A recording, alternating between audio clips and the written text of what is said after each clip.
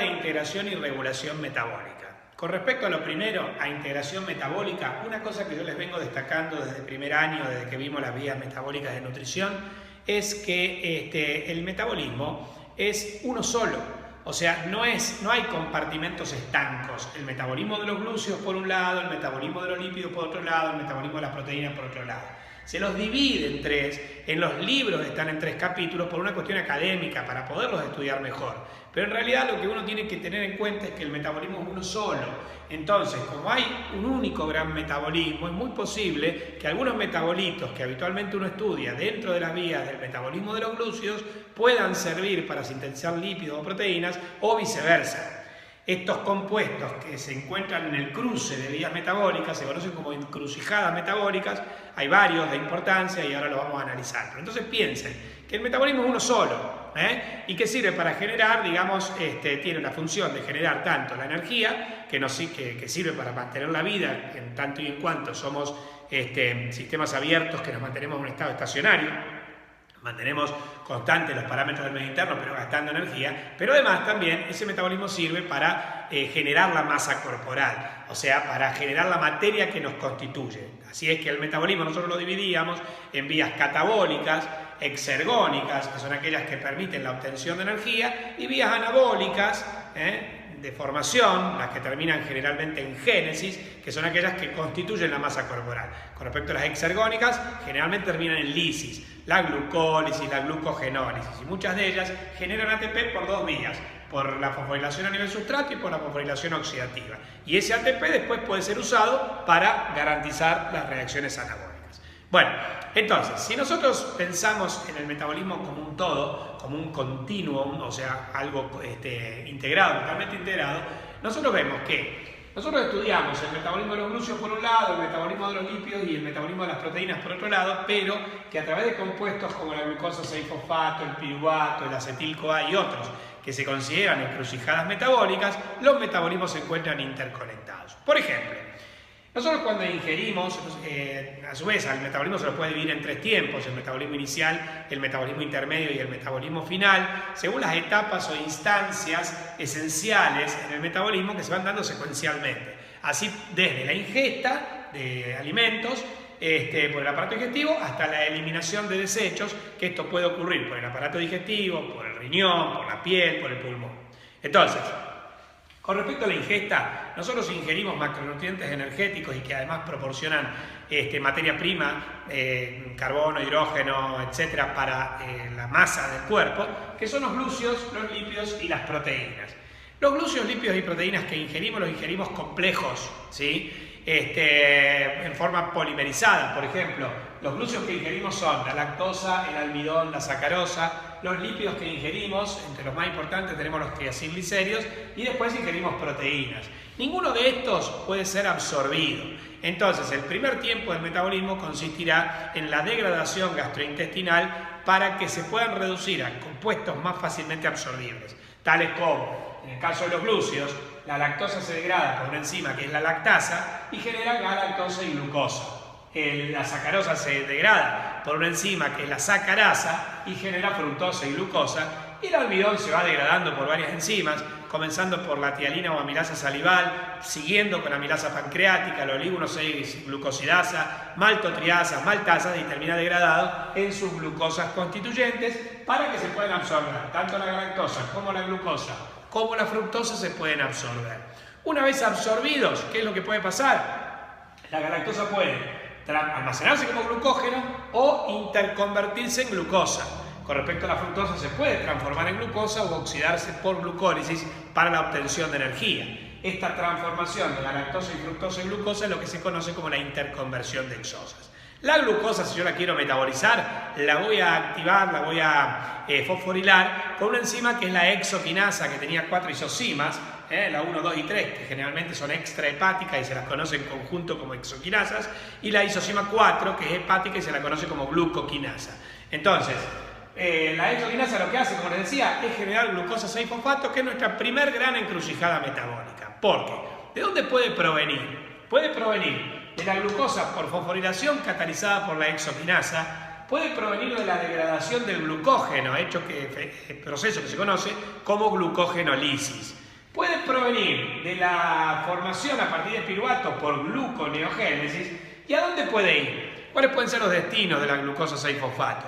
Puede degradarse la glucosa por la glucosa 6-fosfatasa, puede almacenarse como glucógeno por el proceso de la glucogenogénesis, puede formar ribosa 5-fosfato, NADPH más H en la vía de las pentosas o shunt de las pentosas, o puede degradarse hasta piruvato por glucólisis. Llegado a piruvato, tenemos otra gran encrucijada metabólica que ya no solo conecta vías dentro del metabolismo de los glúceos, sino que el piruvato también puede conectarte con el metabolismo de las proteínas, dado que el piruvato puede provenir de la aminoácido alanina por transaminación. Bueno, entonces, ¿cuáles pueden ser las fuentes de piruvato? El piruvato puede provenir de la alanina por transaminación, catalizada por una enzima que es la ALAT o alanina aminotransferasa, también llamada TGP, transaminasa glutámico pirúvica. Puede provenir de la glucosa 6-fosfato por glucólisis, puede provenir de la oxidación del lactato por la enzima lactato dehidrogenasa. ¿Y a dónde puede ir? El piruvato puede volver a formar glucosa 6-fosfato por gluconeogénesis, puede volver a formar alanina por transaminación, puede formar lactato por reducción catalizada por la lactato dehidrogenasa, o puede penetrar en la mitocondria donde puede por carboxilación generar oxaloacetato o por decarboxilación oxidativa generar acetil-CoA. Llegado al acetil-CoA tengo la más grande de las encrucijadas metabólicas, porque los tres metabolismos pueden hacer una convergencia hacia el acetil-CoA como producto final común para alimentar al ciclo de Krebs. Así es que el acetil-CoA puede provenir del piruvato por decarboxilación oxidativa, puede provenir de la oxidación de los ácidos grasos, de la beta-oxidación de los ácidos grasos, de la oxidación de los cuerpos cetónicos y de la oxidación de los aminoácidos cetogénicos, producto de la degradación de proteínas. ¿Y a dónde puede ir? Si bien el acetil-CoA tiene un destino final común, que es el ciclo de Krebs, se combina con oxaloacetato para formar citrato en el ciclo de Krebs, o bien el acetil-CoA puede derivarse hacia vías sintéticas pero de lípidos nada más. El acetil-CoA puede provenir de glúceos, de lípidos o de proteínas, pero solo puede generar lípidos. Así es que puede generar ácidos grasos por biosíntesis, puede generar cuerpos cetónicos por cetogénesis, puede generar colesterol por biosíntesis y colesterol, y si genera colesterol indirectamente puede servir para la formación de los ácidos biliares y de las hormonas esteroideas que se generan a partir del colesterol. Bien, entonces acá vimos tres encrucijadas metabólicas que son la glucosa 6-fosfato, el piruvato y el acetil-CoA, que son capaces de interconectar las vías metabólicas de glúceos, lípidos y proteínas, y de cada una de estas ustedes tienen que saber cuáles son sus posibles fuentes y cuáles pueden ser sus posibles destinos. Volviendo a los tres tiempos del metabolismo, cuando dijimos que los glúceos se degradaban inicialmente lactosa, almidón y sacarosa para generar la lactosa, glucosa y fructosa, eso constituía la digestión de los glúceos como primer parte o primer tiempo del metabolismo. Después todas las vías que te mencioné como glucólisis, gluconeogénesis, gluconeogénesis, vía de las pentosas, glucogenogénesis, glucogenólisis, el metabolismo de otras exosas, o sea la interconversión de exosas, la reducción del piruvato, la oxidación del lactato y la decarboxilación oxidativa del piruvato corresponden al metabolismo intermedio de los lípidos, de los glúceos, el segundo tiempo. Con respecto a los lípidos también, primero tengo que digerirlos por lipólisis en el tracto gastrointestinal, donde la enzima más importante es la lipasa, que tiene muchas isocimas. Tengo una lipasa lingual, tengo una lipasa gástrica, tengo una lipasa pancreática, tengo una lipasa intestinal, tengo una lipasa hepática, pero bueno, la más importante en los adultos es la lipasa pancreática, que degrada a los triacilglicéridos en glicerol y ácidos grasos. Después, el glicerol puede transformarse por oxidación en diloxiacetoronfosfato, la cual puede servir para formar glucosa por gluconeogénesis o para oxidarse por glucólisis hasta piruvato. Por eso decimos que el glicerol es el único componente de los lípidos que puede ser glucogénico. Yo puedo generar glucosa a partir del glicerol. Y esto se ve, por ejemplo, en situaciones tales como el ayuno, en situaciones tales como el ejercicio, donde, como hay células que solo utilizan glucosa, tales como las neuronas o los glóbulos rojos, ante la indisponibilidad de glucosa, en el ayuno porque no la comes y en el ejercicio porque hay una demanda de glucosa excesiva, yo necesito cualquier fuente para generarla, aunque sean fuentes no glucídicas. Cuando yo genero glucosa a partir de fuentes no glucídicas, como son los lípidos, a este proceso lo llamo gluconeogénesis. Ahora bien, no todos los compuestos pueden ser glucogénicos. En los lípidos, el único compuesto glucogénico es el glicerol. Con respecto a los ácidos grasos, decíamos por beta-oxidación se oxidan acetil-CoA. El acetil-CoA luego puede formar ácidos grasos por biosíntesis, puede formar cuerpos cetónicos por cetogénesis. Estos cuerpos cetónicos pueden oxidarse a acetil-CoA por cetólisis. Y el acetil-CoA puede formar colesterol por biosíntesis y luego puede formar ácidos biliares, indirectamente puede formar ácidos biliares u hormonas esteroideas. Entonces, la digestión de los TAG a glicerol y ácidos grasos es el metabolismo inicial, mientras que el metabolismo del glicerol, la beta-oxidación, la biosíntesis de ácidos grasos, la lipogénesis, que es la formación de TAG a partir de glicerol y ácidos grasos, la cetogénesis, la cetólisis, la biosíntesis del colesterol, de ácidos biliares y hormonas esteroideas constituyen o corresponden al metabolismo intermedio de los lípidos. Con respecto al metabolismo de las proteínas pueden degradarse por proteólisis para generar aminoácidos, los cuales pueden servir para formar proteínas por biosíntesis, para formar los llamados compuestos nitrogenados no proteicos, tales como la melanina de la piel, como las catecolaminas, las hormonas tiroideas, la creatina muscular, o bien pueden oxidarse para obtener energía. En el catabolismo de los aminoácidos tenemos dos vías fundamentales, que son la transaminación y la desaminación. Por transaminación, los aminoácidos se convierten en otros aminoácidos al combinarse con alfa-cetoácidos, y cuando llegan a formar un aminoácido particular, que es el glutamato, que es el único aminoácido que se puede desaminar con facilidad en la mayoría de los tejidos, este glutamato por desaminación oxidativa genera amoníaco y genera alfa-cetoglutarato para alimentar el ciclo de Krebs. Con respecto al esqueleto carbonado de los aminoácidos, de acuerdo a este esqueleto carbonado y al destino que puede tener, a los aminoácidos se los clasifica en cetogénicos o en glucogénicos. Los aminoácidos cetogénicos, como su nombre lo indica, pueden formar cuerpos cetónicos. Para ello tienen que transformarse en acetil-CoA. Entonces, estos aminoácidos cetogénicos se transforman en acetil-CoA y pueden alimentar el ciclo de Krebs para obtener energía, o bien pueden formar cuerpos cetónicos. Estos aminoácidos cetogénicos son aquellos que empiezan con L, lisina, leucina, estos son los cetogénicos puros, y después 4 que son glucoiscetogénicos, que pueden recordar las siglas fisotripti, fenianina, isoleucina, triptófano y tirosina, que pueden dar tanto acetil-CoA como pueden dar tanto glúcidos. Con respecto a los aminoácidos que originan glúcidos, a estos se los llama glucogénicos, y son los aminoácidos que por transaminación, por ejemplo, en el caso de la alanina, puede dar piruvato, el cual puede servir para formar glucosa. El aspartato, que puede dar oxaloacetato, que puede servir para formar glucosa. El glutamato, que puede dar alfa-cetoglutarato por transaminación, el cual también puede formar glucosa. Esto sería el metabolismo intermedio de las proteínas, que incluye la proteólisis, la biosíntesis de proteínas, la biosíntesis de compuestos nitrogenados no proteicos y el catabolismo de los aminoácidos, que comprende la transaminación, la desaminación oxidativa y también el ciclo de la urea, que permite eliminar el amoníaco generado a partir del aminoácido de las proteínas. Bien, finalmente, todo converge hacia dos grandes vías del metabolismo final, que son el ciclo de Krebs y la cadena respiratoria. Los compuestos que nosotros ingerimos con la alimentación, glúcidos, lípidos y proteínas, tienen, en el caso de los glúcidos y lípidos, carbono, hidrógeno y oxígeno. Son compuestos terciarios CHO, tienen carbono, hidrógeno y oxígeno. Las proteínas son más complejas. En principio, la mayoría son CHOM, o sea, son cuaternarias, tienen carbono, hidrógeno, oxígeno y nitrógeno. Algunas también tienen azufre, hierro, fósforo, etc. Pero quedémonos con la mayoría de las proteínas que tienen 4 elementos químicos, carbono, hidrógeno, oxígeno y nitrógeno. El carbono y el oxígeno terminan formando la molécula de acetil-CoA, la cual va a alimentar el ciclo de Krebs. Los hidrógenos terminan formando nadaches y fadaches, que alimentan la cadena respiratoria, y el nitrógeno de las proteínas termina formando amoníaco, que en el ciclo de urea se convierte en urea.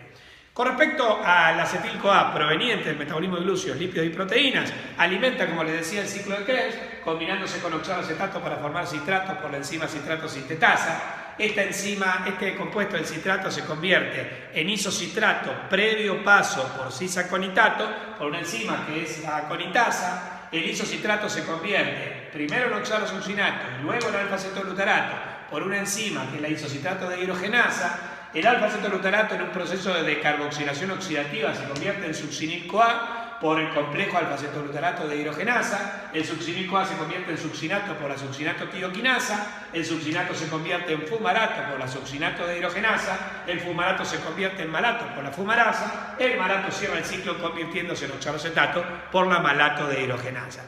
Bueno, Decíamos que el destino de los metabolismos, y piensen, por ejemplo, para obtener energía para el trabajo muscular, es la obtención de ATP. Y el ATP se puede formar de dos vías, de dos maneras: por fosforilación a nivel sustrato o por fosforilación oxidativa, lo que en la vía metabólica llamamos el FAS y el FOX. Bien, nosotros vamos a ver en los distintos tiempos del metabolismo que hay más de 200 reacciones químicas. Sin ir más lejos, la glucólisis tiene 10 reacciones químicas, el ciclo Krebs tiene 8 o 10 reacciones químicas, la beta-oxidación tiene 4, entonces vamos sumando, que tendremos que estudiar 200 reacciones químicas, pero de esas hay solo 15 que terminan generando ATP o por fosforilación a nivel sustrato o por fosforilación a nivel oxidativo. La fosforilación a nivel sustrato se produce dentro y fuera de la mitocondria cuando yo aprovecho, en ausencia de oxígeno, que sea dentro de la mitocondria, no necesito oxígeno para la fosforilación a nivel sustrato, cuando yo tomo la energía de un sustrato macroérgico y con ella yo puedo fabricar ATP. Hay solo 3 reacciones, las 3 están catalizadas por enzimas que llevan la palabra quinasa como sufijo y son la fosfogliceroquinasa de la glucólisis, que transforma 1,3-bifosfoglicerato en 3-fosfolicerato, la piruvato-quinasa de la glucólisis, que transforma el fosfenol piruvato en piruvato, y la succinato-tioquinasa del ciclo de Krebs, que transforma el succinil-CoA en succinato. En estas 3 reacciones, los compuestos macroérgicos, los nucleótidos de alta energía, se generan directamente, sin intervención de la cadena respiratoria, y ellos son 2 ATPs en la glucólisis y un GTP en el ciclo de Krebs, ¿no? En cada una de estas reacciones que te mencioné. En la glucólisis, en realidad, y cuando ven glucólisis, vos ven que son 4 ATP, pero porque en la segunda fase de la glucólisis se dan 2 ramas. Eso cabe para el análisis particular de la glucólisis. Pero quiero decirles, hay 2 tipos de reacciones en glucólisis que generan ATP, que son las 2 catalizadas por las enzimas quinasas. Después tengo los ATP que se generan por fosforilación oxidativa. Estos se generan en la cadena respiratoria cuando la misma, dentro de la mitocondria, es alimentada por equivalentes de reducción, hidrógenos, hidrogeniones y electrones, que son provistos o transportados por coenzimas redox, como el NADH o como el FADH. Entonces, esta cadena respiratoria, con 4 complejos, que son el complejo 1, 2, 3 y 4, vinculados entre sí por otros compuestos tales como la coenzima Q o como el citocromo C, transportan hidrógenos del NADH hasta el oxígeno para formar agua o hidrógenos del FADH hasta el oxígeno para formar agua. En este acto se genera ATP porque los complejos 1, 3 y 4 son capaces de bombear a través de la membrana interna mitocondrial hidrógenos libres desde la matriz mitocondrial hacia el espacio intermembranas. Estos hidrógenos que son bombeados hacia el espacio intermembrana generan un gradiente electroquímico que favorece su reingreso a la mitocondria. Entonces, este reingreso ocurre por la porción F0 de las partículas elementales y este ingreso de hidrógenos por la porción F0 estimula la síntesis de ATP en la porción F1. Esto, que se denomina teoría quimio-osmótica de Mitchell, es uno de los mecanismos propuestos de acople entre la respiración y la fosforilación. Como entonces decíamos que esto se produce en los complejos 1, 3 y 4, como el NADH alimenta la cadena respiratoria a nivel del complejo 1, o sea que los electrones que el NADH aporta a la cadena respiratoria pasan por el complejo 1, de ahí a la coenzima Q, de la coenzima Q al complejo 3, del complejo 3 al complejo 4, y del complejo 4 termina en el agua, o sea, van al oxígeno para formar agua, te está atravesando 3 centros productores de energía de la cadena respiratoria, y por eso es que en las vías metabólicas a cada NADH nosotros lo consideramos como 3 ATPs. En cambio, el FADH aporta sus electrones desde el complejo 2 o directamente a la coenzima Q, salteándose el complejo 1. Entonces, los electrones del FADH solo alcanzan a producir ATP en los complejos 3 y 4. Por eso a cada FADH nosotros lo consideramos con un rendimiento energético de 2 ATP por fosforilación oxidativa. Bien, ¿y dónde se generan NADHs y FADHs? Los NADHs y FADHs se generan por enzimas llamadas dehidrogenasas, que son óxido-reductasas, que como su nombre lo indica pueden oxidar o reducir al sustrato. En este caso se van a originar cuando se oxide el sustrato. Yo oxido un sustrato, le saco hidrógeno, se los doy al NAD y el NAD forma NADH más H, o se los doy al FAD y el FAD forma FADH2, ¿sí? Y hay 10 reacciones fundamentales a lo largo del metabolismo que hacen esto. Que generen FADH2, hay 12 reacciones. Que generen FADH2 hay 2 y que generen NADH más H hay 10. Las que generan FADH2 importantes en el metabolismo son la beta-oxidación, en el primer paso catalizado por la 5A de hidrogenasa, Y en el Krebs, el paso catalizado por la succinato de hidrogenasa que transforma succinato en fumarato. Con respecto a las reacciones capaces de generar NADH más H, estas son 10, decíamos. Hay una en glucólisis catalizada por la gliceraldehído 3-fosfato de hidrogenasa que transforma el gliceraldehído 3-fosfato en 1,3 bifosfoglicerato. La lactato de hidrogenasa cuando pasa de lactato a piruvato. El complejo piruvato de carboxilasa o de hidrogenasa que transforma por decarboxilación oxidativa piruvato en acetil-CoA. La transformación de glicerol 3-fosfato en dihidroxiacetona fosfato por la glicerofosfato de hidrogenasa. La transformación de glutamato en alfa-acetolutarato por la glutamato de hidrogenasa, o sea, la desaminación oxidativa. En los cuerpos cetónicos, la transformación del beta-hidroxibutirato en acetocetato por la beta-hidroxibutirato de hidrogenasa. En la beta-oxidación, la reacción catalizada por la beta-hidroxiacil-CoA de hidrogenasa. Y finalmente, 3 etapas del Krebs, que son la etapa catalizada por la isocitrato de hidrogenasa, la etapa catalizada por el alfa-acetolutarato de hidrogenasa y la etapa catalizada por la malato de hidrogenasa. En resumen, chicos, 200 reacciones químicas en la veintena de vías metabólicas de los distintos metabolismo de glúcidos, lípidos y proteínas, pero solo 15 generan ATP por algún mecanismo.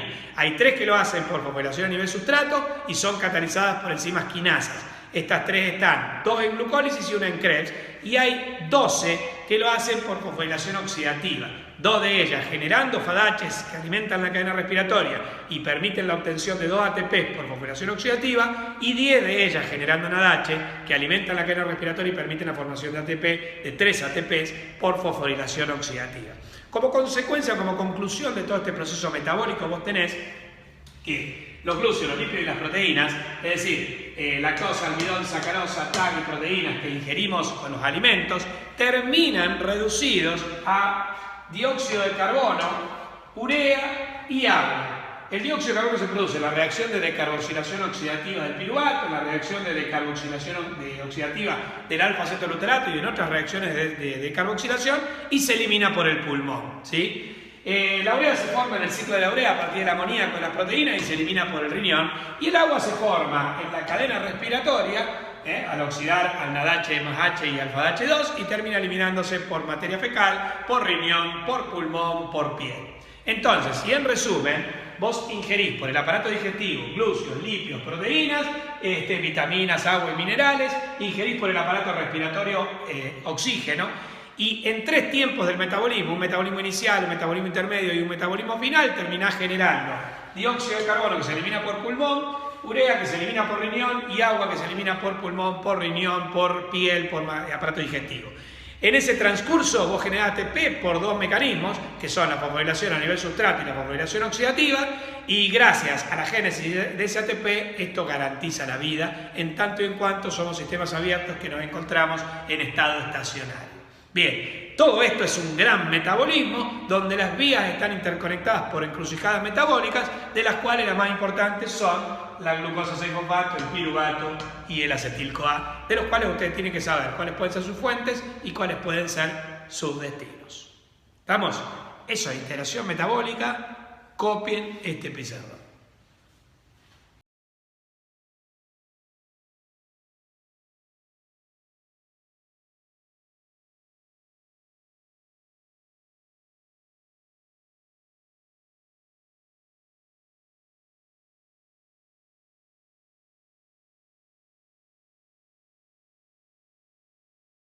Bueno, y con respecto a la regulación metabólica, esta es necesaria porque nosotros decíamos que cuando hablábamos de una encrucijada metabólica determinada, como el acetil-CoA, como la glucosa 6-fosfato, como el piruvato, otras, porque hay otros compuestos que pueden actuar como encrucijadas, como por ejemplo el alfa-acetolutarato, el oxaloacetato, el aminoácido tirosina, el aminoácido glicina.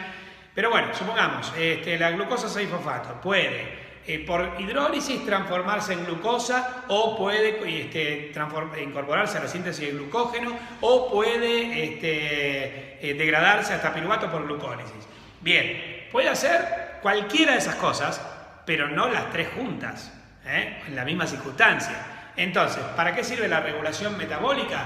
Para activar ciertas vías y al mismo tiempo inactivar otras, de tal manera de que los metabolitos sean conducidos hacia aquella vía en la cual son necesarios.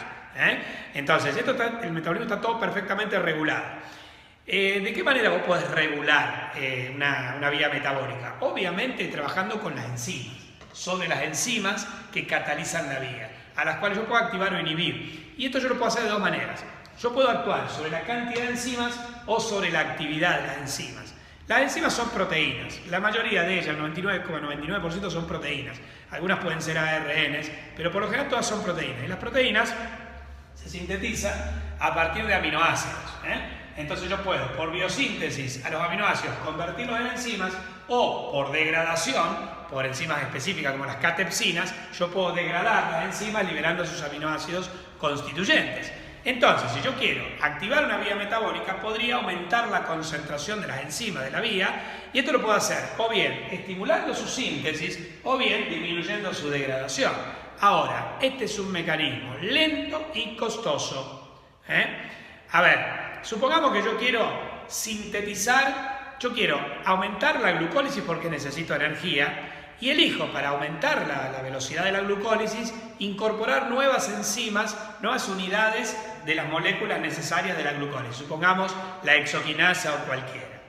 Ustedes saben que la proteína más chica tiene 50 aminoácidos y que en el caso de la biosíntesis proteica, para fabricar cada enlace peptídico se gastan aproximadamente 4 ATPs. Con lo cual, una proteína de solo 50 aminoácidos, que sería la proteína más chiquitita, se me va a caer esto. Ahí está. Una proteína de 50 aminoácidos requeriría 200 ATPs. Tomemos ese número. La proteína no... ¡Shit! Se me cayó. Vamos de nuevo.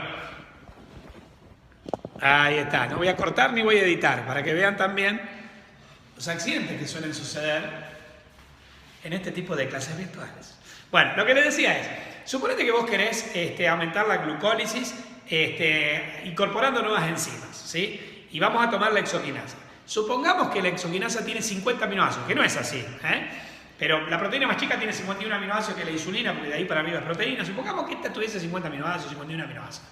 Y yo gasto 4 ATP por enlace, más o menos estaría gastando unos 200 ATP, ¿sí? Para la proteína más chica y para fabricar una de ellas, una unidad, ¿sí? La glucólisis es una vía que a partir de una glucosa en condiciones aeróbicas y según el conmutador o lanzadera de hidrógenos que utilice, me puede generar 36 o 38 ATPs. En una situación de déficit energético en la cual yo necesito aumentar la velocidad de la glucólisis. ¿Por qué? Porque quiero más energía.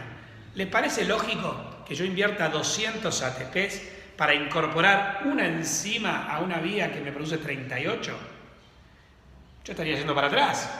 Estaría gastando energía en lugar de producirla. Por otra parte, que yo aporte una enzima no es significativo.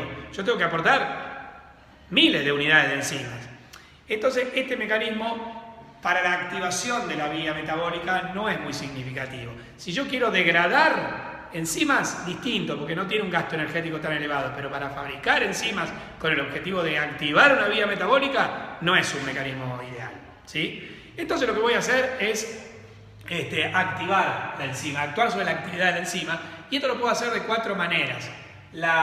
Operando sobre la cantidad de sustratos, operando sobre la cantidad de coenzimas. En el blanco por ahí sustrato y coenzima te lo dan como lo mismo, pero vamos a separarlos porque ahora lo vamos a relacionar con el músculo. También puedo hacer la modificación alostérica o la modificación covalente de la actividad enzimática. Copien eso y ahora les voy a explicar regulación de la actividad enzimática y vamos a dar los ejemplos correspondientes.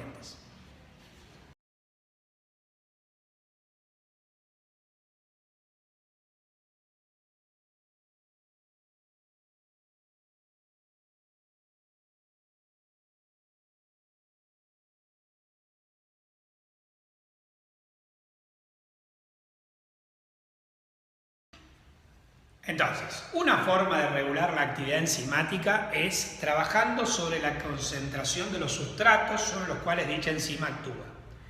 Pero esto tiene una limitación. Una enzima podrá ser regulada modificando la concentración de sus sustratos si dicha concentración de sustratos normalmente se encuentra a la altura del km de la enzima. Recuerden el concepto de km. El km se define como aquella concentración de sustrato con la cual la enzima alcanza la mitad de su velocidad máxima. Si yo grafico velocidad de actividad enzimática en micromoles por minuto. En función de la concentración del sustrato en milimoles o micromoles, el km es la concentración de sustrato con la cual yo alcanzo la mitad de la velocidad máxima, ¿no es cierto? Concentración de sustrato con la cual alcanzás la mitad de la actividad máxima, de la velocidad máxima. Bueno, muy bien. Entonces, ¿qué pasa? Tomemos como ejemplo dos enzimas muy importantes del metabolismo que son la exoquinasa y la glucoquinasa. En realidad la glucoquinasa es una exoquinasa, pero es la isosima 4 de la exoquinasa. La exoquinasa tiene 4 isosimas fundamentales, la 1, 2 y 3 que son extrahepáticas y la 4 que es hepática. Bien, una de las diferencias fundamentales entre las isosimas 1, 2, 3 y la 4 es el Km. La exoquinasa, la 1, 2 y 3, tiene un Km bajo, 0,1 a 0,01 milimol. Mientras que la glucoquinasa hepática tiene un Km alto de 10 milimoles. Entonces, piensen, la glucosa en ayunas tiene una concentración plasmática de aproximadamente 5 milimoles por litro. 5 milimoles por litro. Esa es la concentración en ayunas. Entonces, yo puedo activar a la glucoquinasa aumentando digamos, la glicemia al comer o la puedo inhibir disminuyendo la glicemia cuando no como? Sí, porque como el Km es de 10, en ayunas, a 5, yo llego a un cuarto de su actividad máxima, a un 25% de su actividad máxima. De repente yo como, la glicemia aumenta de 5 a 10 y yo estoy trabajando en la pendiente. Entonces también va a aumentar hasta la mitad la velocidad. Si la glicemia sube más, a 15, esta aumenta más todavía. Entonces la glucoquinasa es estimulada por el ingreso de glucosa con la dieta. En cambio la exoquinasa, que tiene un Km de 0,1, aún en ayunas, si yo considero, acá voy a cortar para que me quede en escala la gráfica, si yo considero la actividad en ayunas, yo voy a ver que es máxima, me cae en la meseta. Porque si a 0,1 alcanza la mitad de la velocidad máxima, probablemente a 0,2 alcance la velocidad máxima. A 5 está trabajando a velocidad máxima. Entonces, por más que yo te aumente de 5 a 10 la glicemia, no voy a poder aumentar la actividad enzimática porque ya es máxima. Entonces, estas enzimas que tienen un Km inferior, muy inferior a la concentración habitual de su sustrato, no pueden ser activadas aumentando o disminuyendo la concentración de sustrato. En el caso de la exoquinasa esto es importante porque permite, digamos, esta está activa aún cuando la glicemia está muy baja en ayunas y esto protege, por ejemplo, a órganos nobles como el cerebro de severas hipoglicemias, porque aún en hipoglicemia la enzima está trabajando en su velocidad máxima, garantizando el suministro de glucosa para el cerebro. ¿Estamos? Bueno, esto sería la regulación de la cantidad de sustratos. Copien eso.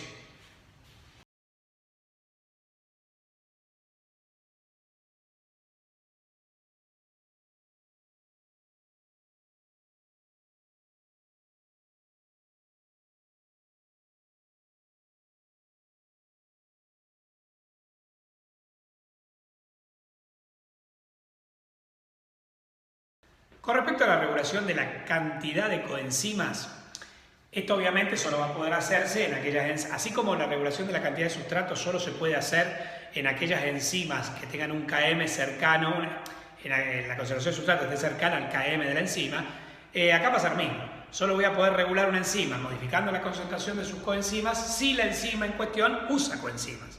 No toda enzima usa coenzimas. Las principales que yo voy a regular de esta manera son las coenzimas, las enzimas de óxido-reducción, las deshidrogenasas, porque estas sí o sí utilizan coenzimas de óxido-reducción que pueden ser el FAD o el NAD. El mejor ejemplo es la lactato dehidrogenasa, ¿sí? Que podía, al final de la glucólisis, convertir piruvato en lactato en anaerobiosis o, si hay oxígeno en aerobiosis, transformar lactato en piruvato. La misma enzima puede transformar piruvato en lactato o lactato en piruvato. ¿Cómo hago? Si la misma enzima puede hacer las dos cosas, yo quiero que en anaerobiosis vaya de piruvato a lactato y en aerobiosis al revés. Porque son las situaciones concretas en las cuales la dirección de la enzima de la reacción tiene que ir hacia piruvato a lactato. Bien, ¿cómo lo hago? Regulando la coenzima. Cuando la lactato dehidrogenasa transforma lactato en piruvato, usa NAD y genera NADH. Concretamente lo que hace es le saca 2 hidrógenos al lactato, se los da al NAD, el lactato al perderlo se transforma en piruvato y el NAD al ganarlo se transforma en NADH más H. Al revés.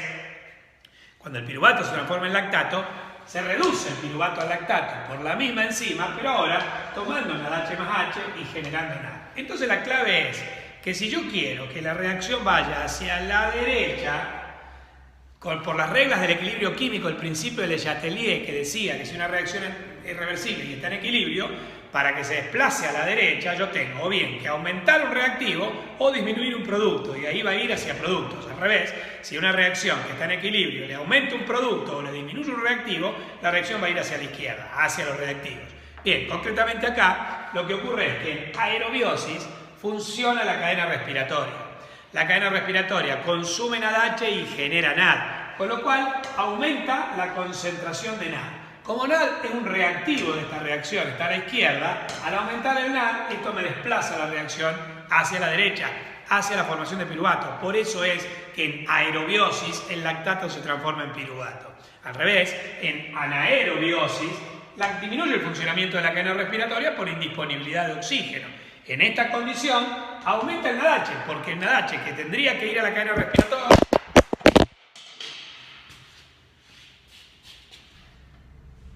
Bueno, se ve que tengo el celular más resistente del mercado porque todavía no se me rompió, a pesar de las caídas que ha sufrido. Bueno, lo que decía es, en aerobiosis, ¿sí?, disminuye el funcionamiento de la cadena respiratoria al haber indisponibilidad de oxígeno, y esto aumenta la concentración del NADH, que es el alimentador de la cadena. Como el NADH no puede ir a la cadena, dejar su hidrógeno y transformarse en NAD, el NADH se acumula. Si se acumula NADH que está a la derecha en esta reacción se desplaza hacia la izquierda, o sea, hacia la formación de lactato.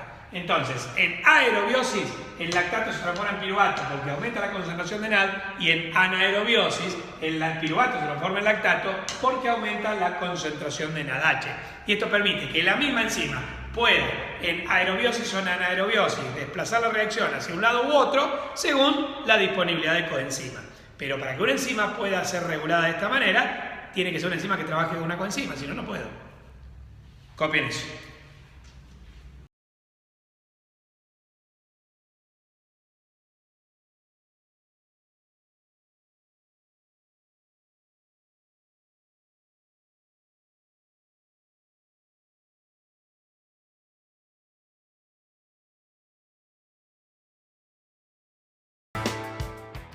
Con respecto a la modulación alostérica de la actividad enzimática, recuerden que un modulador alostérico es aquel que se puede unir a la enzima en un sitio distinto del activo, que se llama sitio alostérico. Alo quiere decir raro, diferente, y desde allí puede activar o inhibir a la enzima. Si el modulador alostérico estimula a la enzima, decimos que es un modulador positivo, y si el modulador alostérico inhibe a la enzima, decimos que es negativo.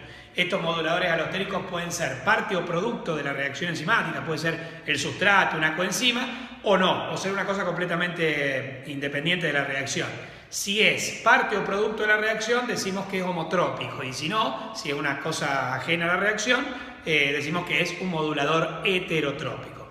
Bueno, recuerden que las enzimas alostéricas tenían, a diferencia de una enzima no alostérica, tiene que tener 2 o más unidades, o sea, llega hasta la estructura cuaternaria oligomérica. Cada unidad tiene un sitio activo donde va el sustrato y un sitio alostérico donde va el modulador, que puede ser positivo estimulador o negativo inhibidor. Entonces, nuevamente, no cualquier enzima se puede regular de modo alostérico, ¿sí? Solo aquella enzima que tenga sitio alostérico, que tenga varias unidades, etc. Bueno, la curva de actividad, de velocidad en función de la concentración de sustrato para las enzimas alostéricas es una curva sigmoide, ¿sí?, con forma de S, porque manifiesta algo que es el efecto cooperativo, que es que cuando una de las unidades consigue unirse al sustrato, las otras lo hacen más rápidamente, cooperan entre sí, como el efecto cooperativo de la hemoglobina, que también es una proteína oligomérica con varias unidades. Bueno, y estas curvas de actividad en función de la concentración de sustrato para las enzimas alostéricas se pueden desplazar a la izquierda, acá me equivoqué, a la izquierda en presencia de un modulador positivo, a la izquierda en presencia del modulador positivo, cuando la curva se desplaza hacia la izquierda decimos que está activada, o se puede desplazar hacia la derecha en presencia de un modulador negativo. Cuando una curva se desplaza, cualquier curva se desplaza hacia la derecha, decimos que está inhibida la enzima. modulador negativo. ¿Estamos? Bueno, esa es la enzima alostérica, pero claro, no todas las enzimas son alostéricas. Ejemplo de modulación alostérica lo tenemos, por ejemplo, con las enzimas de la glucólisis. La hexoquinasa, que puede ser inhibida por ATP y estimulada por AMP. La fosfofructoquinasa, que puede ser estimulada por AMP o ADP e inhibida por ATP y citrato. Estas son las enzimas alostéricas que pueden regular la glucólisis. Y hay algo muy importante en la regulación de la glucólisis que se conoce como el efecto Pasteur, que les voy a explicar. Miren, vos sabés que la glucosa por la hexoquinasa se transforma en glucosa 6-fosfato, la cual por la fosfoglucoisomerasa se transforma reversiblemente en fructosa 6-fosfato, la cual por la fosfofructoquinasa se transforma en fructosa 1,6-bifosfato, la cual en la segunda fase de la glucólisis, que no lo voy a describir acá, termina convertida en 2 piruvatos al final. Bien, hasta ahí, haya o no haya oxígeno, vos terminás en piruvato. Ahora bien, si no hay oxígeno, en anaerobiosis, a la izquierda vamos a ver las condiciones anaeróbicas, en anaerobiosis,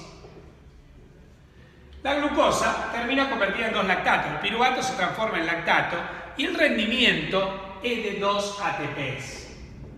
Rinde 2 ATPs netos, ¿sí? Ese es el rendimiento de la glucólisis en condiciones anaeróbicas.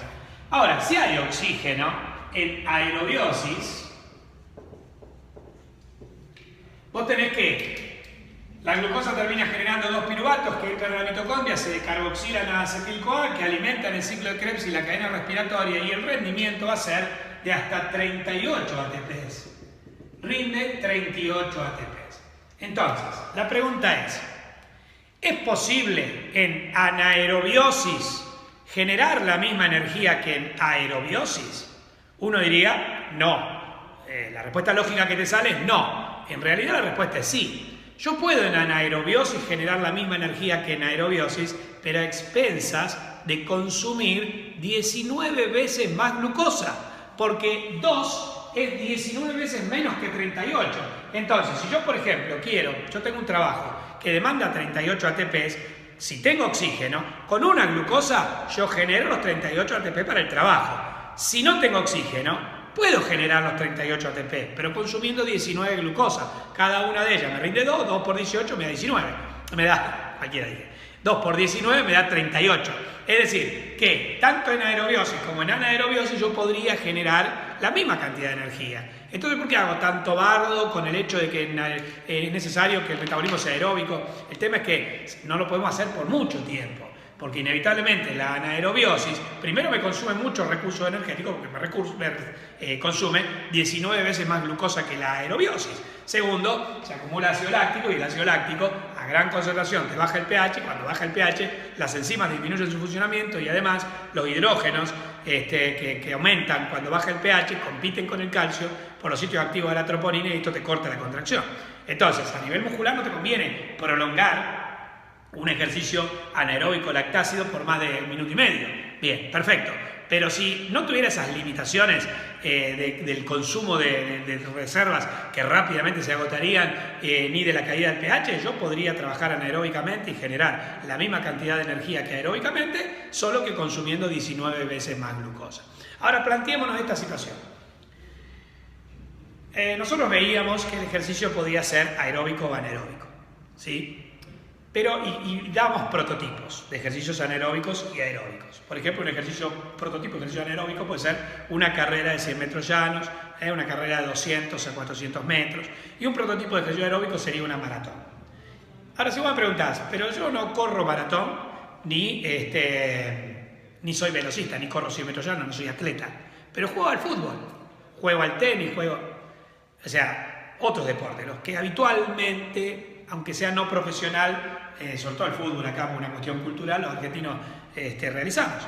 Bien, ahora bien, ese ejercicio se puede catalogar como aeróbico o como anaeróbico. En general, la mayoría de los deportes son principalmente aeróbicos, pero con tramos anaeróbicos. Pensemos en un futbolista que le hacen un pase largo a un delantero y tiene que correr, el tipo venía trotando en la cancha y de repente tiene que correr con su máxima potencia para llegar antes que el defensor a la pelota, agarrarla y a ver si puede meter el gol. Ese tramo es un tramo anaeróbico porque es de alta potencia en el medio de un ejercicio que es principalmente aeróbico. Entonces hay combinaciones de ejercicio aeróbico-anaeróbico. Entonces, durante ese tramo anaeróbico, el individuo aumentó 19 veces el consumo de glucosa porque cayó el oxígeno y está haciendo la estirada esa en condiciones anaeróbicas, pero cuando llegó a la pelota, la alcanzó o no la alcanzó, disminuye la potencia, se reoxigenan los músculos y en ese momento vos tenés que pasar de un metabolismo anaerobio a un metabolismo aerobio de nuevo. ¿Cómo hago para pasar de un metabolismo aerobio a un metabolismo anaerobio? Tengo que disminuir el consumo de glucosa. No puedo seguir consumiendo 19 veces más glucosa. Entonces, ¿cómo lo hago? Lo hago a través del efecto Pasteur. Cuando vos estás realizando un ejercicio con poca disponibilidad de oxígeno y de repente pasás a una alta disponibilidad de oxígeno, vos sabés que se genera acetil-CoA y funciona el Krebs y la cadena respiratoria. El Krebs y la cadena respiratoria generan ATP y citrato. Citrato el Krebs y ATP genera la cadena respiratoria que genera mucho más ATP que la fosforilación a nivel sustrato. Bueno, el ATP y el citrato son los inhibidores alostéricos de la fosfofructoquinasa que al inhibir a la fosfofructoquinasa hacen que esta reacción, la transformación de fructosa 6-fosfato en fructosa 1,6-fosfato disminuya. Esto hace que se acumule fructosa 6-fosfato.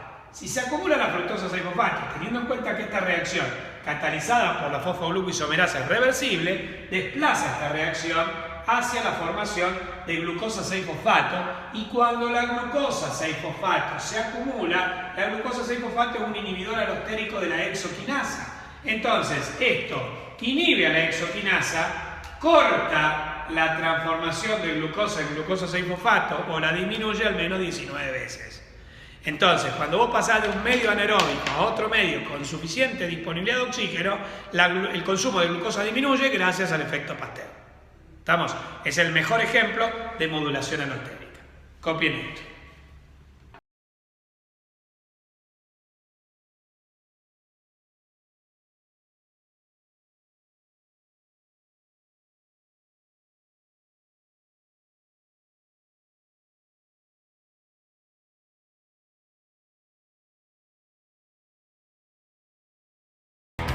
Bueno, con respecto a la modulación covalente de las enzimas, esta se hace con sustancias que se unen a la enzima o se sacan de la enzima y que están unidas a la enzima por enlace de tipo covalente, por eso lo de modulación covalente. O sea por agregado o sustracción de sustancias a la enzima que cuando se unen a la enzima lo hacen por enlace de tipo covalente, como puede ser un enlace éster. Y cuando se sustraen de la enzima, lo que vos tenés que hacer es romper dicho enlace éster.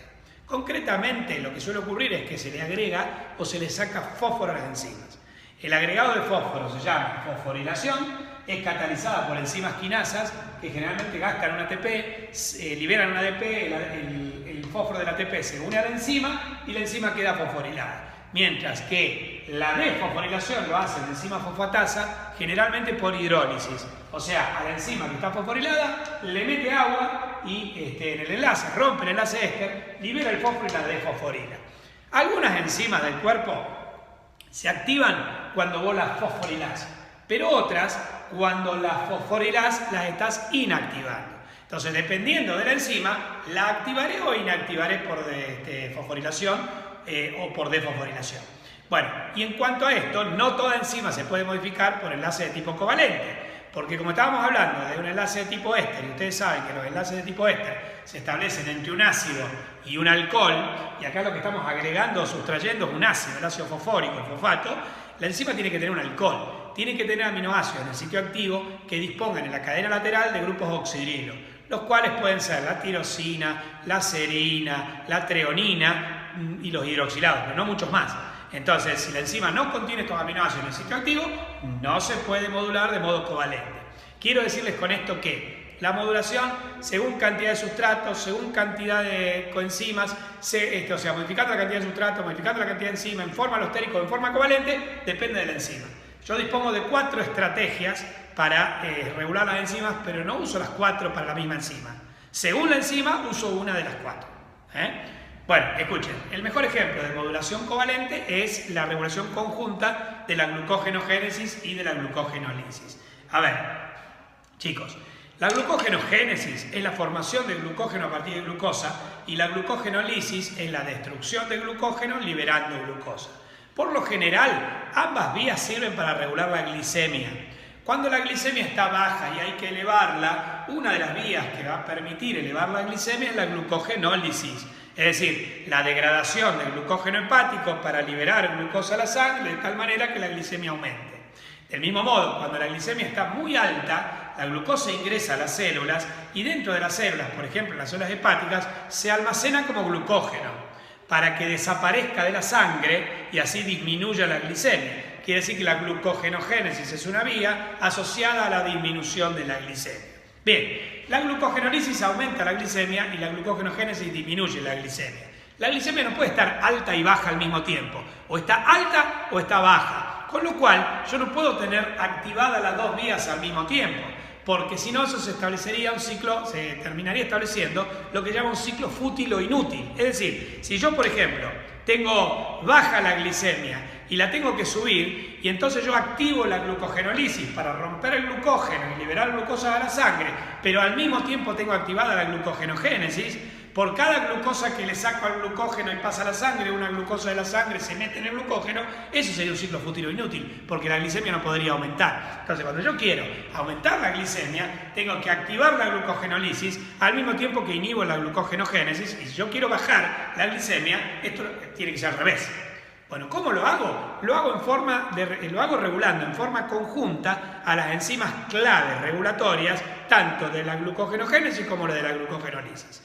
Concretamente, la glucogenogénesis tiene como enzima clave la glucógeno-sintetasa, mientras que en la lisis la glucógeno-fosforilasa.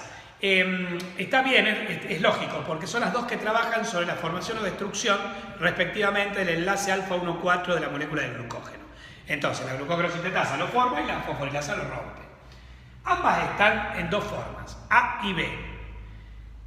La A es la activa y la B es la inactiva, pero lo que cambia es que en la glucógeno-sintetasa la A es la activa, la que no tiene fósforo, y la B inactiva es la que tiene fósforo. En cambio, en el caso de la glucogenólisis, la enzima clave es la glucógeno-fosforilasa, cuya forma B sin fósforo es la inactiva y la forma A con fósforo es la forma activa.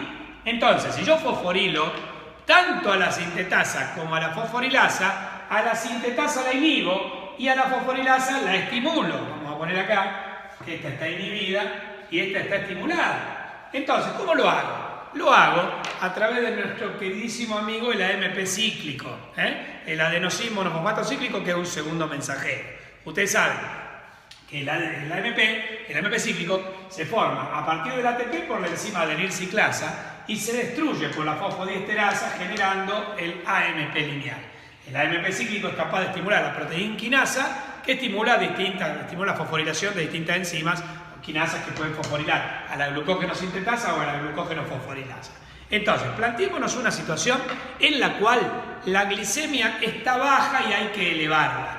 En ese caso, hormonas hiperglucemiantes como el glucagón, lo que van a hacer para elevar la glicemia es estimular la adenenciclasa. Al estimular la adenenciclasa se eleva la concentración de AMP cíclico, se estimulan las quinasas que fosforilan tanto a la glucógeno-sintetasa como a la glucógeno-fosforilasa, pero en este acto la glucógeno-sintetasa se inhibe y la glucógeno-fosforilasa se estimula, con lo cual se estimula la lisis al mismo tiempo que se inhibe la génesis, la glucosa, el glucógeno se destruye y libera glucosa a la sangre, no hay nueva formación de glucógeno hasta que la glicemia no se normalice y entonces la glicemia comienza a aumentar. Ahora supongamos el efecto contrario. Hay hiperglicemia, el páncreas libera insulina y la insulina puede actuar, entre otros mecanismos, estimulando a la fosfodiesterasa para degradar el AMP cíclico, de tal manera que se inhiba o se dejen de estimular a las quinasas. En este caso, al permanecer activa las fosfatasas, se desfosforila tanto la glucógeno-sintetasa como la fosforilasa. Pero en este acto, la glucógeno-sintetasa se estimula, la glucógeno-fosforilasa se inhibe y así es que la glucogenogénesis se estimula. Al mismo tiempo que la glucogenólisis se inhibe, La glucosa entra a la célula, se almacena como glucógeno, no vuelve a salir y la glicemia que estaba elevada se vuelve a normalizar. Entonces, esta regulación conjunta de la glucogenogénesis y la glucogenólisis se hace en forma covalente. ¿Cómo me doy cuenta? Porque se hace mediante la fosforilación de las enzimas. Copien esto.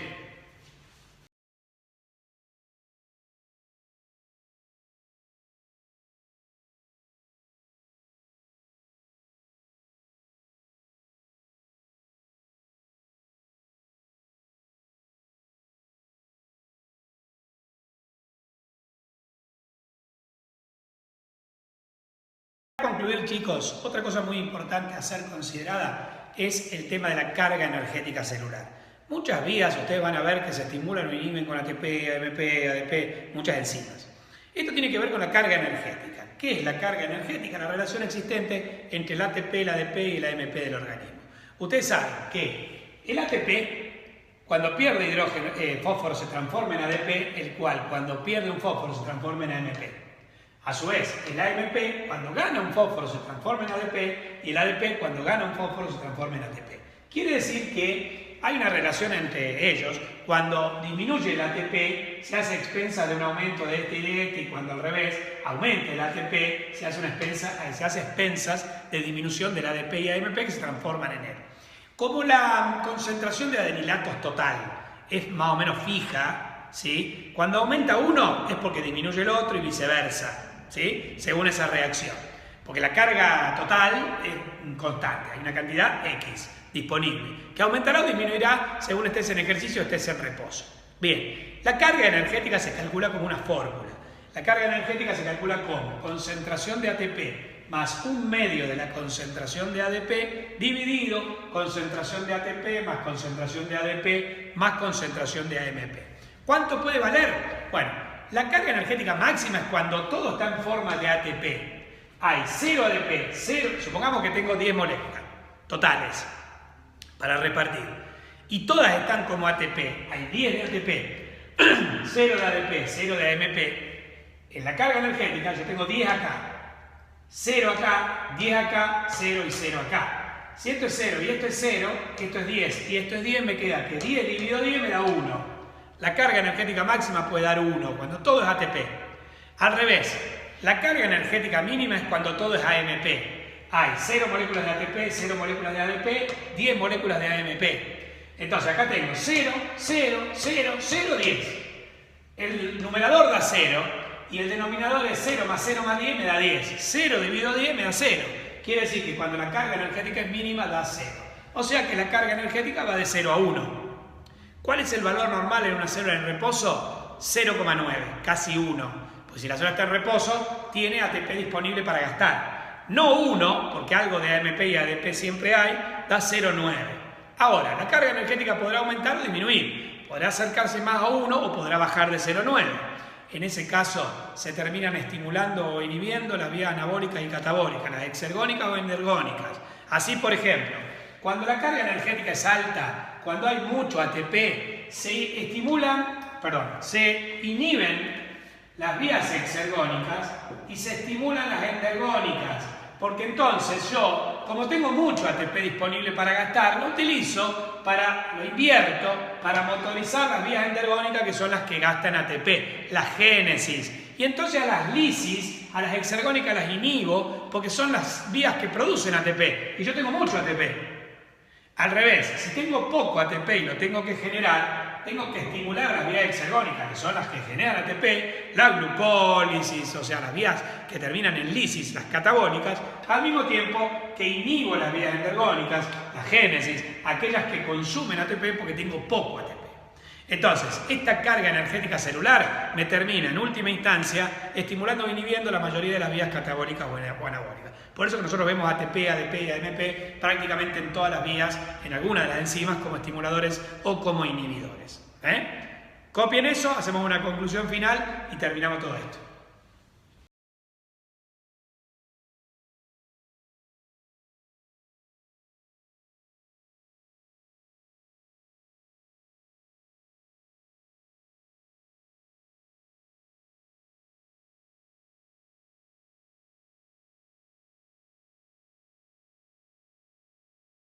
concluir la regulación metabólica, 3 cosas les quiero destacar. La primera ya se los había dicho. Yo puedo regular las vías metabólicas, las enzimas de las vías metabólicas, modificando la concentración de sustrato, modificando la concentración de coenzimas, en forma alostérica y en forma covalente, pero no puedo usar las 4 para la misma enzima. Hay algunas enzimas que se regulan según la concentración de sustrato y son aquellas cuyo Km sea próximo a la concentración habitual del sustrato a regular. Puedo regularlas según la coenzima, pero solo si utilizan coenzima como el ejemplo de regularlas según la concentración de sustrato eran la hexoquinasa y la glucoquinasa. Yo puedo regularlas según la concentración de coenzimas si utiliza coenzima. El ejemplo son las enzimas de oxidorreducción, las dehidrogenasas como la lactato dehidrogenasa. Modulación alostérica, solo voy a poder regular enzimas por modulación alostérica aquellas enzimas que sean consideradas enzimas alostéricas, aquellas que tengan estructura oligomérica y que tengan un sitio distinto del activo, que se llama sitio alostérico, que pueda ser regulado por un modulador o inhibidor. Y finalmente voy a poder regular en forma covalente a una enzima solo si la enzima en su sitio activo tiene aminoácidos que tengan grupos hidroxilos como tirosina, serina, treonina, de tal manera que yo los pueda fosforilar o desfosforilar por enlaces covalentes de tipo éster, agregándole o sustrayéndole fósforo por enzimas quinasas o por enzimas fosfatasas. El ejemplo es la regulación conjunta de la glucogenogénesis y de la glucogenólisis. Bien, ese es el primer aspecto. No a todas las enzimas las puedo regular con cualquiera de los 4 mecanismos. Segundo aspecto, ¿cómo reconozco? A ver, la glucólisis tiene 10 pasos y tiene 10 enzimas. ¿Yo regulo a todas las enzimas? No. Cada vía tiene una enzima clave regulatoria. ¿Recuerdan el año pasado cuando vimos las vías? Que yo le analicé una por una todas las vías del metabolismo, y cuando yo le daba las claves de la vía, yo te decía la localización tisular, la localización celular, el balance energético, los pasos y la regulación. Y cuando hablábamos de regulación yo decía enzima clave tal, estimulada por, inhibida por. Entonces, vos no tenés que estudiarte todas las enzimas, cómo son reguladas, sino las claves. Qué sé yo, en la glucólisis la enzima clave la fosfoglucoquinasa y la hexoquinasa, en la glucogenogénesis era la glucógenosintetasa, en la glucogenólisis la glucógenofosforilasa y así. El Krebs, la isocitrato de hidrogenasa, en la beta-oxidación, la beta-hidroxiacilco-A de hidrogenasa. O sea, cada vía tiene 1 o 2 enzimas que son las regulatorias. ¿Está? Bien. Ahora, ¿cómo reconocer si la sustancia que regula esa enzima es un modulador, o sea, si el mecanismo de regulación de la enzima es alostérico o covalente? Porque yo te digo, a ver, fosfofructoquinasa es estimulada por AMP-ADP, inhibida por ATP citrato. ¿Será covalente? ¿Será alostérico? Bueno, la cosa es así. Si lo que estimula o inhibe a la enzima es una hormona, un segundo mensajero como el AMP cíclico, el IP3 o el GMP cíclico, o es calcio, es modulación covalente. Porque estos 3 mecanismos, las hormonas, los segundos mensajeros y el calcio, actúan por agregado o sustracción de grupos químicos por enlaces covalentes. Entonces, yo te digo, la glucógenofosforilasa es estimulada por AMP cíclico. ¿Qué mecanismo es? Es covalente. La glucógenosintetasa es estimulada por la insulina. ¿Qué mecanismo es? Covalente. ¿Estamos? Si es una hormona, es un segundo mensajero o es calcio, es covalente. Cualquier otra cosa que yo te diga, ATP, ADP, AMP, citrato, ácido graso de cadena larga, acetil-CoA, es alostérico. Si no es una hormona, no es fósforo, no es segundo mensajero, calcio, es porque el mecanismo es alostérico. Tercero, ¿cómo razonar si una enzima, si no lo sé de memoria, cómo sacar si una enzima va a ser estimulada o inhibida por ATP, ADP, AMP? Bueno, acá vos lo que tenés que hacer es no pensar en la enzima aislada, sino que tenés que pensar en la enzima en el contexto de la vía a la que pertenece. El ejemplo más concreto es el de la glucólisis. La enzima clave de la glucólisis es la fosfofructoquinasa y es una enzima que transforma la fructosa 6-fosfato en fructosa 1,6-bifosfato gastando ATP y generando ADP. Vista así, como necesita ATP para ocurrir, la lógica te diría que el ATP va a ser un estimulador de la enzima, porque si no tiene ATP no puede trabajar. Bien, después te vas al libro y ves que la enzima es inhibida por ATP y es estimulada por ADP, AMP. Pero si pará, no puede ser. Claro, Lo que pasa es que vos no tenés que disociarla de la vía a la que pertenece. La fosfofructoquinasa gasta ATP, es verdad, pero pertenece a una vía mayor, que es la glucólisis, que es exergónica y que sirve para producir ATP. Como pertenece a una vía mayor que produce ATP, el exceso de ATP me la inhibe, porque yo a esta vía la tengo que inhibir. Entonces, ¿qué hago? Inhibo a la enzima, ¿sí?, que es la clave de la vía, que en este caso es la fosfofructoquinasa. Entonces, nunca analicen una enzima aislada o disociada de la vía a la que pertenece. Si es una enzima que pertenece a una vía exergónica, a una lisis, va a ser inhibida por ATP, estimulada por ADP-AMP. Mientras que si es una enzima que pertenece a una génesis, a una vía anabólica, endergónica, va a ser estimulada por ATP, inhibida por AMP-ADP. Queridos polluelos, esto ha sido integración, regulación metabólica, bastante complicado, pero si lo mirás con tranquilidad vas a ver que tiene su lógica. Con respecto a trabajo y tiempo libre, lo que tienen que hacer ustedes es, además de esto, estudiarse 5 o 6 vías en forma profunda, con los pasos, etcétera. No todo el metabolismo como vieron en nutrición, sino 5 o 6 vías, que concretamente son aquellas que producen energía. Porque vos, si estás hablando de la energía en el músculo y ves que tenés por un lado el sistema de los fosfágenos, por otro lado los glúceos anaeróbicos, los glúceos aeróbicos, los lípidos y las proteínas, al menos saber cómo obtengo energía a partir de los glúceos, de los lípidos. Y en ese caso tengo que saber de la glucólisis, la decarboxilación oxidativa y el ciclo de Krebs para poder calcular la energía que le saco a la glucosa, y eso paso por paso. Saberte, y también la cadena respiratoria, saberte la beta-oxidación, lipólisis, beta-oxidación, y después enganchar con Krebs, cadena respiratoria para los lípidos, y por ahí también los cuerpos cetónicos, la cetogénesis y la cetólisis, con el ciclo de Krebs, cadena respiratoria. Esto sería lo más relevante. Es muy difícil que te puedan llegar a preguntar la biosíntesis de ácidos grasos, no tiene mucho sentido, pero las vías exergónicas te pueden llegar a preguntar. Así que repito, glucólisis, decarboxilación oxidativa, ciclo de Krebs, cadena respiratoria, lipólisis, beta-oxidación y los cuerpos cetónicos. Esas 7 vías, al menos, estudiarlas en profundidad. El resto en forma general. Polluelos, esta ha sido la última clase de trabajo y tiempo libre. Me fijé en la página, en la página del campus virtual y subimos más de 90 clases. Así que bueno, espero que les hayan servido, que las aprovechen. Además de las clases para consultas individuales de tal o cual tema que no hayan entendido, saben que tenemos los vivos o las consultas particulares que me hacen por la web. Pero bueno, ya tenemos más o menos un lindo arsenal como para podernos estudiar la materia.